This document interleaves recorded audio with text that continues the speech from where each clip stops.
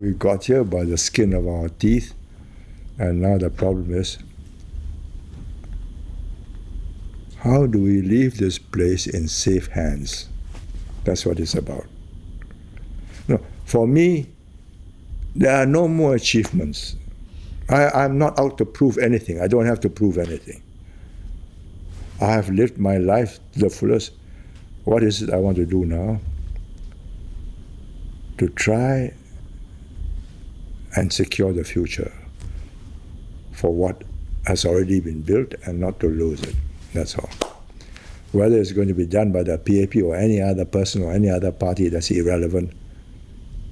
We must keep a system that will enable this place to stand out and prosper and attract talent. And as long as we attract talent and we've got security and we keep an open system which treats everybody fairly and equally, we will succeed. How to leave this place in safe hands? That is Mr. Lee Kuan Yew's top concern. At age 87, he's all too aware that younger Singaporeans are far more questioning than their parents and grandparents ever were about the ruling party's way of running Singapore. He wants to educate them on the hard truths about their country and why it needs an exceptional approach to governance. That is why over the course of a year, he sat down for some 32 hours of interviews at the Istana with a team from the Straits Times, opening himself up to be questioned and challenged in a way that he hoped would help him reach out to young critics. The evening exchanges ranged from the ever-sensitive one of race and religion to ministers' pay, the income gap, and his thoughts on issues that pique young people's interest. There were also personal moments when he spoke of his children, grandchildren, and Mrs. Lee, his wife and confidant of 62 years. Here are highlights of exchanges on 10 hot-button issues. Issues on which there seems to be a shifting consensus between people and government. The first concerns Singapore's survival. We have not got neighbors who want to see us prosper. We are an upstart in this region. But we can survive for so long, and I believe can survive given the international environment, provided we have a strong system that enables us to maximize our chances. Are we not vulnerable? If we are not vulnerable, why do we spend 5 to 6% of GDP year after year? Are we mad? This is a frugal government, you know. We dug a deep tunnel for the sewers at a cost of $2 billion in order to use that sewerage water for new water, to be independent. So all the wafer fabs, all the non-potable water, clean water, is catered for in that way. We are not vulnerable. You'll be dead. They can besiege you. The Indonesians just cut off your sea lines and your business comes to a halt. What is our reply? Our reply is Security Council plus defense capabilities of our own, plus a security framework agreement with the Americans. They stop sand. Abundance of sand everywhere. Why? As Mahathir says, even the present size, they are a trouble. You let them grow some more, there'll be more trouble. You got friendly neighbors? Grow up. You need to persuade large segments of the population that we are not that normal country, that many of the things that are practiced in other countries, including many of the smaller countries, will not work in Singapore, including having a more competitive political environment where leaders are thrown up. No, we are not preventing competition. What we are preventing is duds getting into government, getting into parliament. Look at the quality. Any person of quality, we welcome him. But we don't want duds in. We don't want Chee Soon Chuan, Jayaratnam. They are duds. They're not going to build a country. But any serious man turns up and forms an alternative. I say, equal to us, I say, good. Then we are getting a proper an alternative. Are you satisfied with the level of competition that exists now, given our system, or would you actually have preferred something a bit more competitive? I've told you, we'd be quite happy if we get a small group of equal caliber contesting against us. I mean, you look at the nominated MPs, they talk more sense, right? Would they fight an election? No. So, but they got the brain power, they got the knowledge, but they're not prepared to jump into the sea. Well, there's a point of view that that's because many people are intimidated by PAP, the climate of fear, crackdown on dissent, and so on. No. Are you intimidated? Well, I'm asking you this question, so obviously I'm not. But I'm just saying that there is a perception, and it's a very real perception. I mean, among those of us who usually interview people and all that, it's very hard. I mean, it's very hard to break it down, but it exists. It's fairly pervasive, even among the professionals. If you believe you are any good, I mean, you look at this chap who stood up for gay rights, Siu Kam Hong. He's not intimidated. He's not intimidated. We have no objections if he goes and joins the Workers' Party and takes us on. We'll take him on. But he can't join the Workers' Party and we just let him lambast us away. We'll demolish him as hard as he tries to demolish us. That's part of the game, right? Why did I break down when I got out on 9th August? Because I left behind tens of thousands of people who would join our rallies, and I knew that they were going to be handicapped because they were again the minority and leaderless. We provided the leadership. So when you tell me we are not vulnerable, I say, God, you just speak to the SAF commanders and why do they do this? 2 years of every young man's life. 5 to 6% of GDP. And a frugal government that builds up reserves. We do this because of hallucinations, or because that is the only way we can survive. If Singapore thrives, will the PAP? The longevity of the PAP is based on delivering the good life. Yeah. But some people will also say that another factor is the fact that the PAP has very effectively and systematically demolished opposition. What political party helps opposition to come into power? You tell me. No, I'm asking you. Why should we not demolish them before they get started? Once they get started, it's more difficult to demolish them.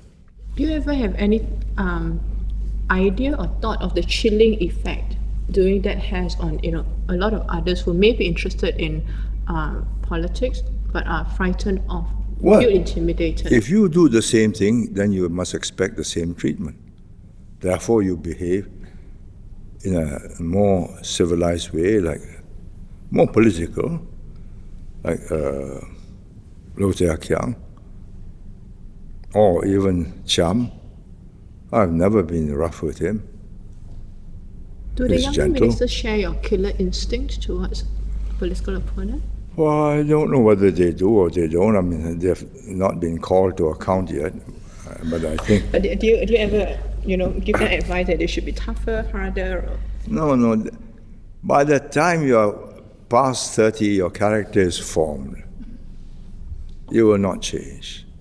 But if there was someone like JBJ or Chi, an emerging opposition politician, who among the current, ministers would be able to handle them so robustly the way you did, and which you think is necessary? No, they may not deal with them the way I do, but they will deal with them effectively. No, Everybody has a style. And that style is partly innate and also by the experience you've gone through. I mean, I would not have been so robust and tough had I not had communists to contend with. You said, unlike the universal acceptance of market economy, there's been no great rush for democracy. Yeah, because it does not necessarily lead to better governance and stability and prosperity. At no point in history do we have so many democratically elected governments across the globe. So doesn't that suggest that there are some attractions to democracy? No, the greatest attraction is you can change governments without violence. In China, the greatest disadvantage was that you can only change governments by rebellion, qi. If you met Samuel Huntington today, Yeah. what would you say to him with regards to that comment? Say, look, I'm out of power from 1990. If the thing is going to go wrong, this is already 20 years, it would have gone wrong. It's not. And it's the careful selection of people who are in charge, in the cabinet, in parliament, in anti-corruption, the president. I envisage at some place, sometime, people will get tired of stable governments and let's try the opposition. It's bound to happen sometime. I don't know when. I don't think it'll happen in the next 5-10 years because you've got a competent government. Supposing we had this recession and had an incompetent government, had didn't tide over and jobs were lost massively, I think you're going to get a rebellion of some sort. You described the political changes in Malaysia as a tectonic shift, and we know from talking to some of the ministers there that part of that shift was attributed to young people voting for the opposition. And worldwide, in several recent elections, you've had this wave of young people desiring change. Do you see that sort of tide sweeping over Singapore? Comes the time, if the change is a plausible alternative, yes. But you can see the change is not, the alternative is not plausible. So people come back after I've read all these reports. It's absurd paying the ministers so much. But they cool down very soon. Why? You are making this much in the private sector. You expect these ministers to stay in for 20 years and sacrifice their families? Should ministers be paid millions? Taking into account what has happened in the 14 years, are you satisfied with the outcome? I ask this also in the context of the public reaction to it, that there is still public resistance. There has been 3 elections since then, right? And every election thing crops up. If that were the big issue and we were not delivering, the elections have gone the other way. We are delivering, right? The system is working. Will it continue to work? I hope so. But will it need adjustments? Yes. It may not have been enough for people to have voted against the PAP in the last 3 elections, but there's a point of view that the pay formula has changed, has altered the relationship between the government and the people. We must keep a system that will enable this place to stand out and prosper and attract talent. And as long as we attract talent and we've got security and we keep an open system which treats everybody fairly and equally, we will succeed. Some people worry that with the pay that ministers get, they will become beholden to the PM, afraid to go against the PM's wishes because there's too much to lose. Yeah. Are you concerned about that development? Shanmugam is afraid to go back to the law. He can go back anytime he likes. He's built his reputation. Ng Eng Hen may be out of practice with his hands, but he's still a top cancer specialist. I mean, they're not beholden. It's ridiculous. It's absurd. You don't measure up, you're dropped. You measure up, it's difficult to find a substitute, that's all. Simple. Well, you can find any number of putative reasons why the Prime Minister can use his patronage to keep a chap docile, but Prime Minister who does that ends up with a dud cabinet. I mean, one of the points you made just now was that there are no yes men in cabinet because they have options, they can leave. You know, and you mentioned people like Shanmugam, Ng Eng Hen. But some people would say, while they would agree, it's quite obvious that, you know, someone like Shanmugam has options outside.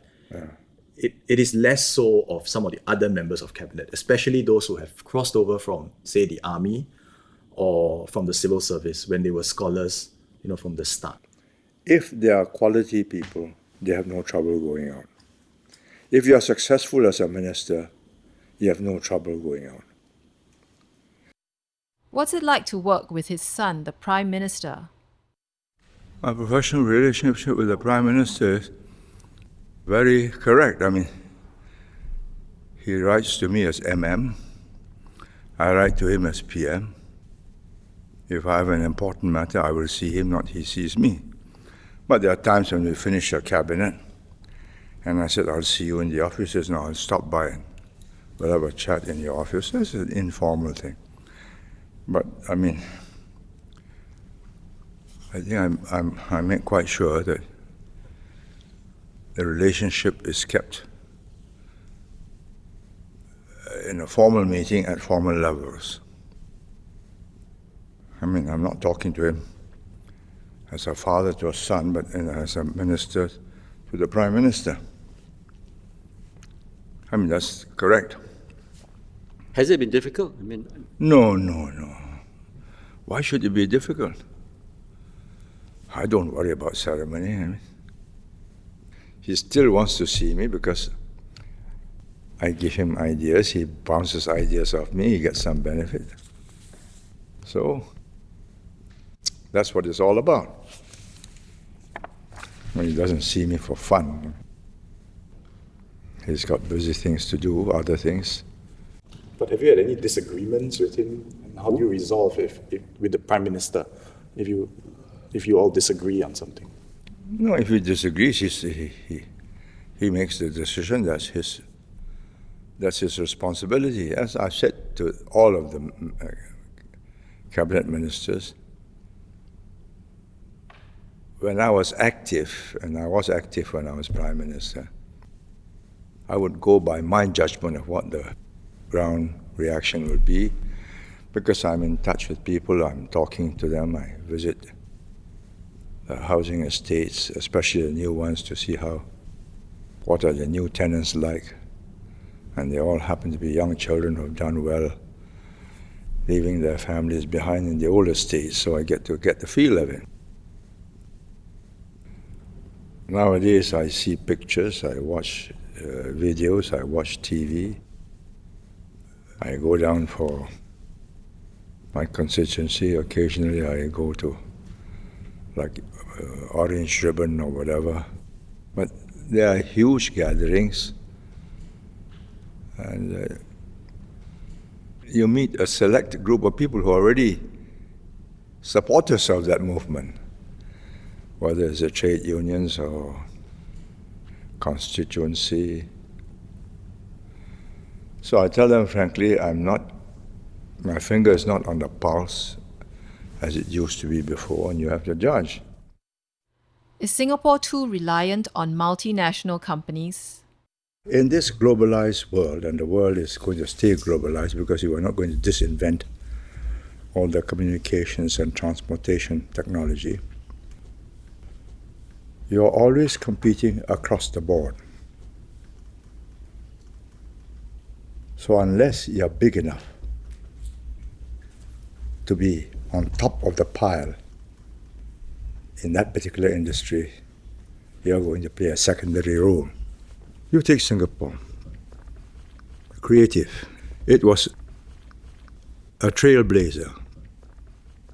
But look at the trials and tribulations. It had to go to Silicon Valley, recruit people there, keep up with the competition, because we don't have the critical mass of talent.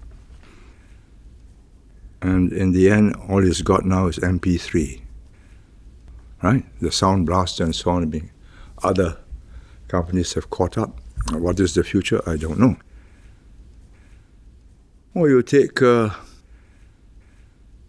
food and beverages. Teacher, doing well. In that particular field, popiah, skins, a few odd things. But once it begins to succeed in America, it'll be taken over by PepsiCo. How do I know? Because I've attended PepsiCo meetings. They invited me as one of the participants. And they have collected all the foodstuffs around the world. And the outlets are in Latin America, all the cinemas around the world. So you come out with a good product, they pay you, take over. And they're across the board. What your argument also seems to suggest is if you are a small country with limited resources, necessarily you can't produce a world champion in manufacturing, because eventually you will be eclipsed. Yeah, you'll be taken over if you're successful, long before you get to world class. There'll be a company that is already eyeing all these possible takeovers. Okay, but Finland has produced Nokia, and Sweden, IKEA. Let's say these are companies which seem to punch way above what the country's physical size seems to suggest. All right, Sweden, IKEA. Do we want to go into that? Have we got the wood and the designers? The Swedes are good designers, right? Nokia was, one of these flukes in history. From a controlled society overshadowed by the Soviet Union, they broke through. But they are about 7-8 million. Can they keep up with the competition from Korea, from Japan? Watch it in the long term. How many bright fellows have you got with inventive, creative minds? Ma'am, you've made all of us very depressed. No, I'm not depressed. I'm realistic.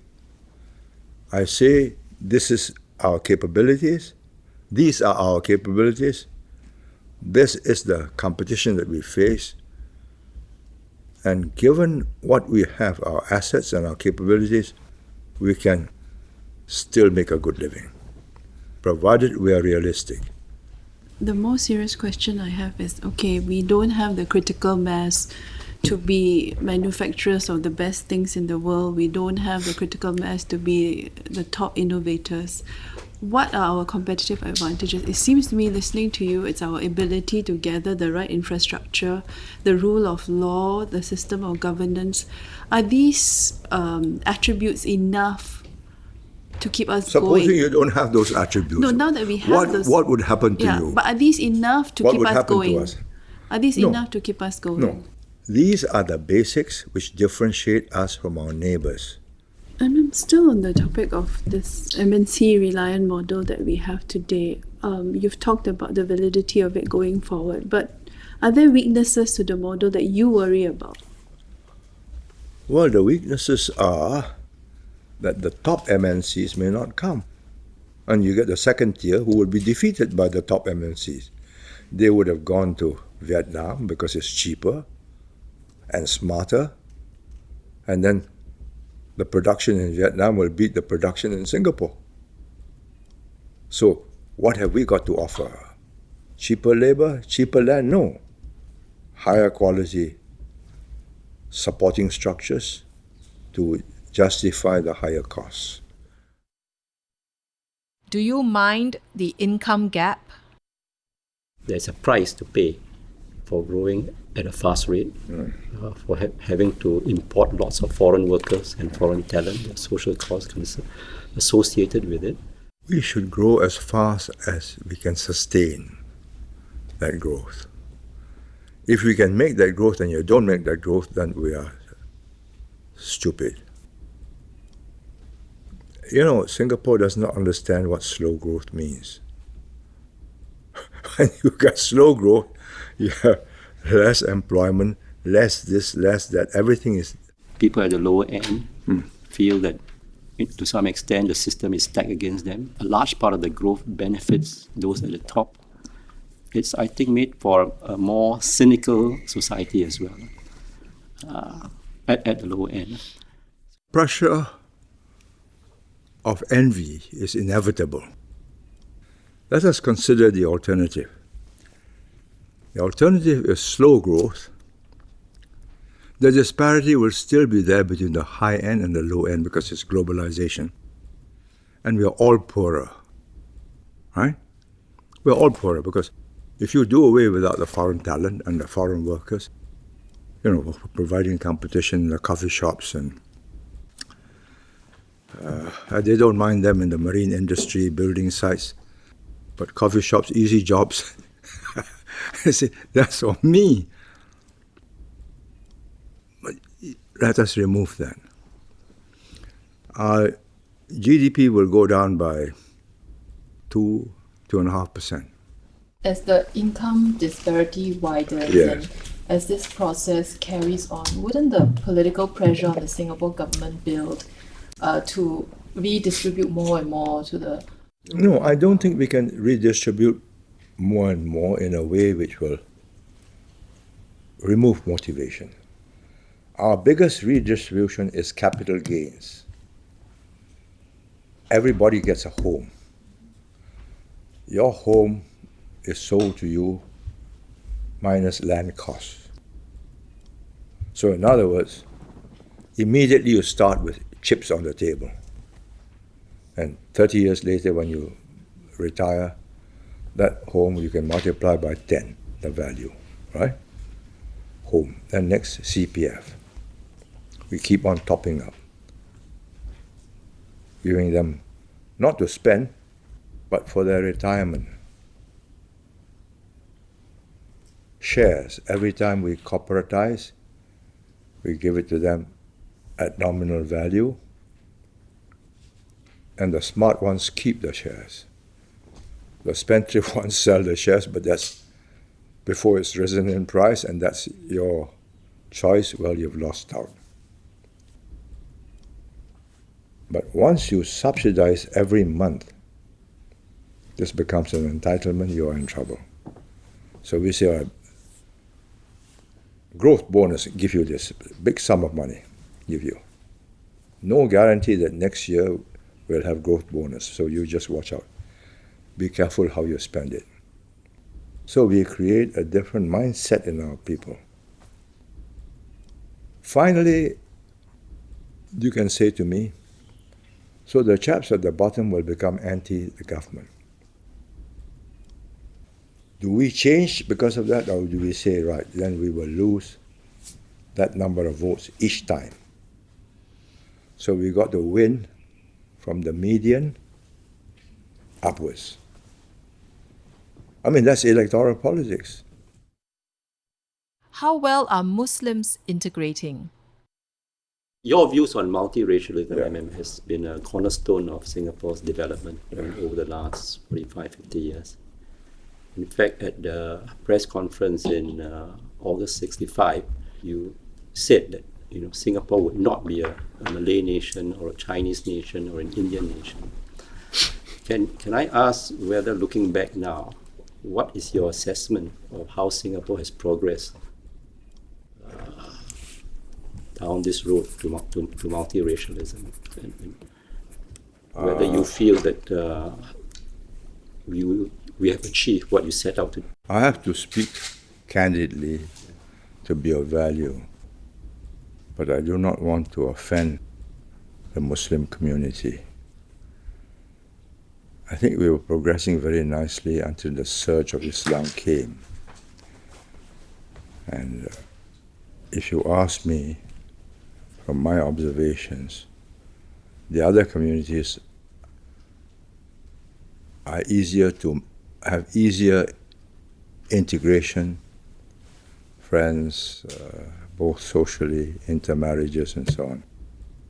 Indians with Chinese, Chinese with Indians, than Muslims.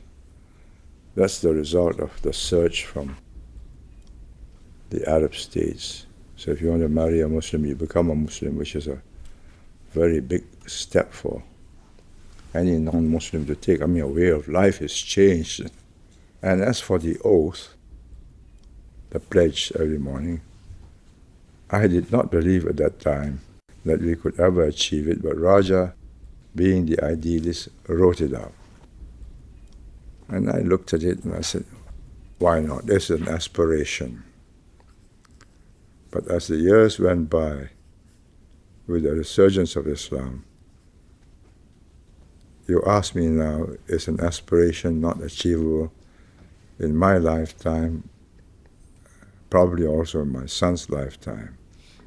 It may be achievable after the oil age has passed. Then the Muslims are faced with the problem of modern education, science, technology, industrial revolution, knowledge economy. So even in Singapore, it's highly dependent on what takes place outside. Oh yes, it's a globalized world. So as long as Islam traveled to Singapore by sailing ships, it was an attenuated version of Islam. So the Islam in Southeast Asia was not Islam by the sword, but Islam by commerce. So it syncretized, especially in Indonesia, with Hinduism, Buddhism, animism. And so with Malaysia. I mean, the Tunku believed in Bomos. And I think so does many Malays. And they say, okay, put a chili up and get the Bomo to pray so there'll be no rain. That's most un-Islamic. You are not confident that in Singapore things will turn out differently because that we do not practice race-based politics or religion-based politics? Religion overwhelms. Look, she will tell you that Islamic religion controls every part of your life, right? Yes, but it doesn't mean that therefore as a citizen I will be, No. loyal than... No, I'm not saying that. I'm saying that you will be loyal as a citizen, but because you will observe and you are forced to observe by peer pressure of nothing else, you will have to conform. The generation that worked with me, Osman Wok, Rahim Ishaq, that was before the wave came sweeping them. That generation integrated well. We drank beer, we went canvassing, we went electioneering, we eat together. Now they say, are the plates clean? Is it in the same washing machine? Halal, non-halal, and so on. I mean, they're all divisive. They are distinguishing me from you. I'm a believer, you're not. That's that. So, Imam, just to be clear, are you saying that the existence of Muslims in Singapore is the main impediment to multiracial harmony in Singapore? No, I'm not saying that. I think the Muslims socially do not cause any trouble, but they are distinct and separate. So what do they need to do to integrate? I mean, are they doing enough to... Being less strict on Islamic observances and say, okay, I'll eat with you. But there are other ways to integrate without sharing a meal, surely. No, but I'm telling you the reaction of a non-Malay, right? A non-Muslim. You know, Evan, when you say that there's a veil between Muslims and non-Muslims, I think most Muslims I know, have lived with the conviction that, they can be fully Singaporean and fully Muslim, and they somehow believe in the Singapore that you have, imagined for your citizens. And now to hear you say that there's a veil between Muslims and non-Muslims, my question to you is, have the Muslims been deluding themselves? No. There are different that they will be accepted. Where AFP started, they were opposed to MUIS, opposed to our PAP Malay leadership, and they came out in opposition to it. But they can do better for the Malays. And we gave them the support, financial, and so on. Then they found that they couldn't compete with Mendaki. And they slowly came around because they were doing the same things, that in fact Mendaki was doing real service. So we are not saying the position is hopeless. We are saying that there is that portion that's under this kind of influence, and all you need is one or two to spoil the whole relationship. One big bomb, we cannot stop the reactions. What's the impact of growing Christian influence? The Christians are getting organized and coming out on issues like casinos and this. But they do not go around with bombs on their bodies to blow people up, right? If they do that, we got a real problem, and we'll stop them. And we'll stop the missionaries too. They are not lethal, and they are law-abiding.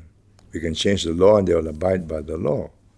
Among some non-Christians, there's even concern, for example, that quite a number of cabinet ministers are Christian, and that seems to be tied to education as well, right? Because there's a growing number of well-educated Singaporeans who are becoming Christian.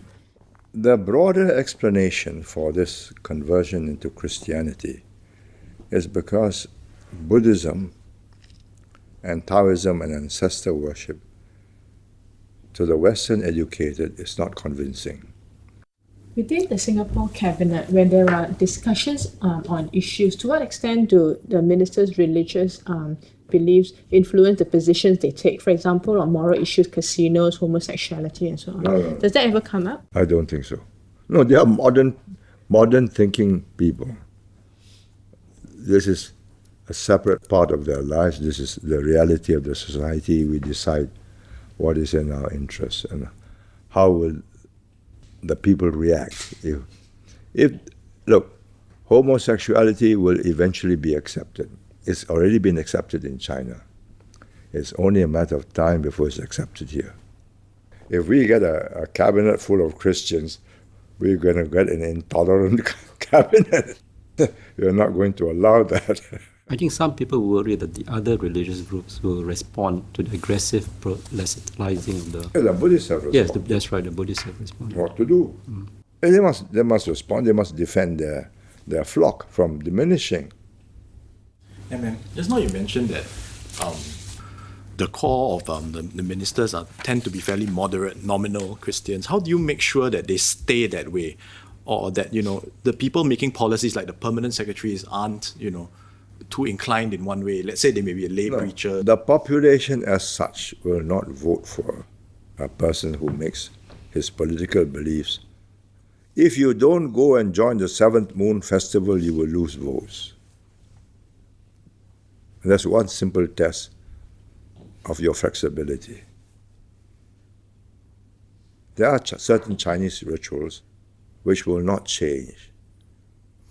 And the lower educated still believe in the old pantheons of the Chinese gods and goddesses, Kuan and the rest of them. If you are that kind of a Christian and you shun their temples, you shun their 7th Moon Festival, you say, no, this chap is no good. He's not part of us. You will lose votes because I don't see the grassroots being converted. If the grassroots are converted, well, then it's total. Then you will also become different. Then we become a different society. Will Singapore be forever dependent on foreigners?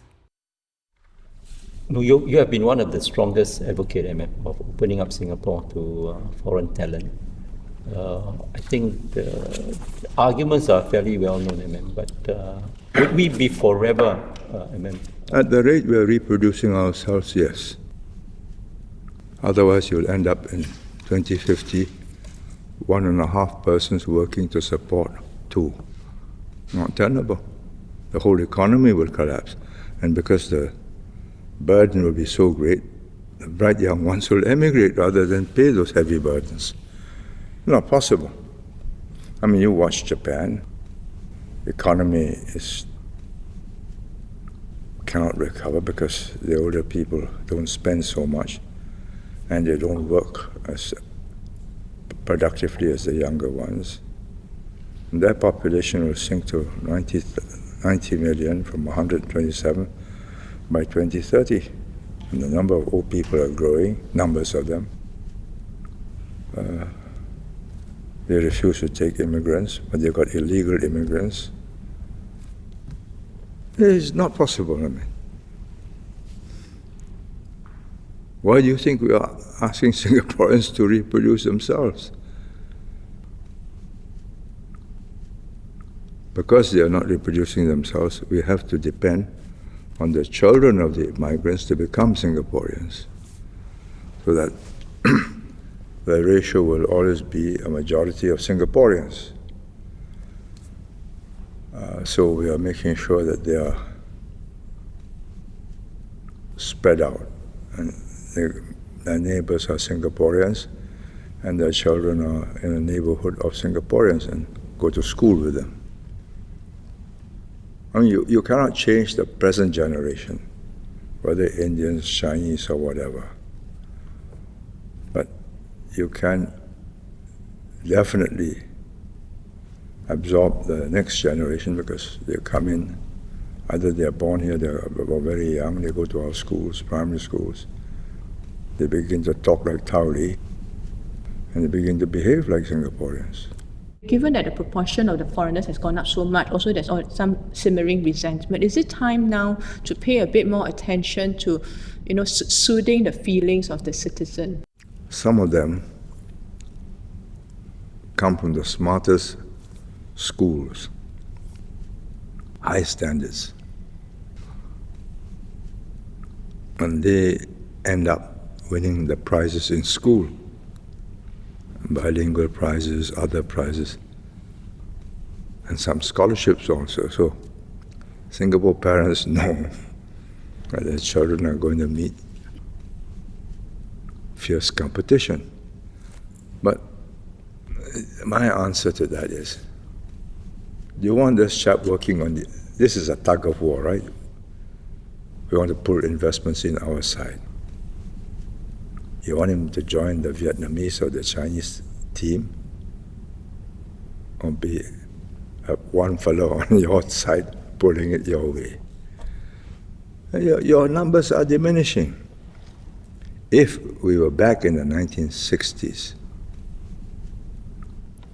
4 children per family, we won't have to do this. This matter would not arise. But then we would never have had the accumulated capital to create the infrastructure and the schools and the educational institutions that we have created. Because we'll be always trying to catch up with the population. Today we'll be barging with about 6-7 million of our own. But all the developed countries, the women have got equal education and job opportunities. The birth rates go down. What's that? I think it's been stated that whilst we allow foreigners in, we will try to maintain the racial composition in Singapore. Absolutely. How difficult is that going to be in the years to come? Well, the difficulty will be to find the equivalent number of Malays or Muslims to get those numbers up, because the numbers of Muslims from Malaysia and Indonesia who want to join us are far and few between. Of course, if you let in the laborers, then you'll be flooded. But if you apply the same standards, educational standards, they have less competition where they are, and they got more opportunities. Why should they come here? There are a few Arabs who have come, particularly those married to Muslim women who have been working in the Gulf, and they've decided, well, no, this is not a bad place, I'll come here, and we've not prevented women from bringing their spouses back. I'm not sure it's in large numbers, but I mean, it's a trickle. And is there a worry that the influx of foreign workers to Singapore will further dilute that national identity we're trying to build, the nationalism that we're trying to foster? Probably. Well, what's the choice? No, what's the choice, I ask you? I keep on saying, look, let's get 2 at least, if possible 3. It's not working. It's not working, I mean, what's the choice? What has to change in Singapore before you consider Singapore to be a nation? I think there must be a sense of self, a sense of identity. That you're prepared to die for your country, that you're prepared to die for each other. I mean, you just look at the Chinese, how many times they've been invaded, but then they recreated themselves when the invaders got weak. Because there is that cohesiveness, same language, same culture, and the same Han race. That's that. Are we the same language, same culture? No. We have adopted one language, which is a foreign language. If we lose our second language, we have lost all sense of our identity. What is the Singaporean? 44, 45 years. You don't create a nation in 45 years. What is your own conception, of what constitutes the Singapore identity? My definition of a Singaporean, which will make us different from any others, is that we accept whoever joins us is part of us. I think that must be our defining attribute. If we don't have that attribute, we say we are going to have only those who are like us. Chinese from China like us, Indians from India like us, Malays from Malaysia are different from us now. But in time they come here, they change. I think that's the defining attribute. How can a country be green and grow? Given your pessimism, so can we say therefore that you don't think that the world will come to any realistic multilateral agreement? No, I don't think so. You watch Copenhagen. What's going to happen? No, a waste of time. The Chinese have said, you want me to cut down, you give me clean technology free. I have to grow. And if you don't give me the technology free, which will help the world, I can't afford it. Well, I've got to pollute the air with my coal stations. Well, it's quite a compelling argument.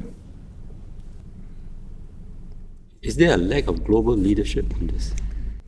I don't think it's a lack of global leadership.